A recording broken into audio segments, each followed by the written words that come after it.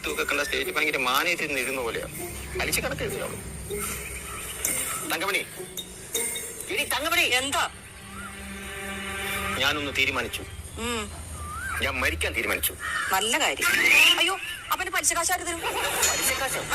നിനക്ക് എന്റെ ജീവനാണോ വലുത്, അത് പലിശ കാശാണോ? പലിശ കാശ് നീ അങ്ങനെ പറയുന്ന എനിക്ക് അറിയാടി. ഇത് കേട്ടോ, ഇങ്ങോട്ട് നോക്കടി. അയ്യോ, ചെറുതനെ. ചെറുതനോ? ഇത് വിഷമാണ്, വിഷം. ആണോ? ഒറിജിനൽ ആണോ? കീടനാശിനി കടയിൽ മാറ്റി പിന്നെ ഒറിജിനൽ അല്ലായിരിക്കും. എന്നാ വേഗം കുടിച്ചോ, മരിക്കും. ഇത് പറയുന്ന എനിക്ക് അറിയാടി. കാരണം എന്താണെന്നറിയോ, നിനക്ക് ചിലപ്പോ വേറെ ഭർത്താവിനെ കിട്ടുമായിരിക്കും, പക്ഷെ നിന്റെ മക്കൾക്ക് ഒരു അച്ഛനെ കിട്ടിയല്ലേ, അതറിയോ? അത് ഉണ്ടായിട്ട് വലിയ ഗുണമൊന്നും ഇല്ലല്ലോ എന്റെ കമലു. ഞാൻ അവസാനമായിട്ട് ഒന്നുകൂടെ ചോദിക്കുക, ഒരു 30,000 60,000 രൂപ എനിക്ക് തരുമോ? ഇല്ല. പലിശ തരാടി. വേണ്ട.